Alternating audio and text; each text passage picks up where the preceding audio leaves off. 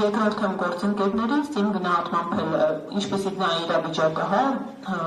հացահատիկը Օվերտոնի պատուհաններ են, ինչ են ասում, տարանցիկ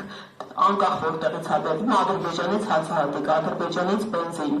անկախ դրա ծագումից, այս հարցերը ունեն իրավական, քաղաքական, դիվանագիտական, տնտեսական ասպեկտներ, որոնք բնականաբար պետք է համապարփակ ուսումնասիրվեն, ներկայացվեն մեր հանրությանը, բայց նպատակը ակնհայտ է, երկրորդելով ասեմ, ուղղակի այդ Օվերտոնի պատուհանը բացել եւ հանրությանը մեր սովորեցնել, որ Ադրբեջանից ինչ որ բան կարող է գալ, Ադրբեջանի հետ համագործակցություն հնարավոր է։ Կրկնեմ, այն իրականությունում, երբ այս պայմանությամբ չվերացարկվենք աշխարհաքաղաքականի եւ ավելի մի շարք հարցերի, ունենք գերիներ Ադրբեջանում։ Եվ բնականաբար յուրաքանչյուր այս իրավիճակներում հետագայում հրապարակվելուց, տարածվելուց, պոպուլիստական հայտարարություններով համեմվելուց հետո իր մի շարք հետևանքային խութերն է բացահայտում, ինչպես գործընկերս նշեց, օրինակ, որ նմանաբնույթ բենզին հենց վառելիք Ադրբեջանը չի արտադրում, ինքն էլ է իր հերթին ներկրում։ Սրա հետ կապված մի փոքրիկ պատմություն պատմեմ, որ հենց կապանցի սյունեցի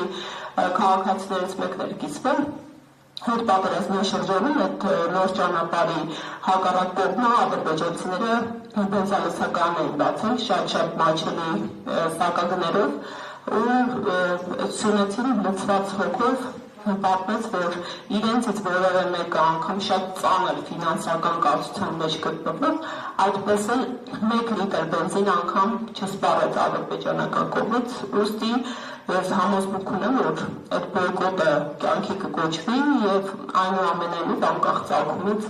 այս գործընթացը հաջողությամբ չի պսակվելու, բայց ի նկատի պետք է ունենանք, որ իշխանության կողմից սա մի դրվագ չի, 2 դրվագ չի, շարունակական բնույթ է ունենալու,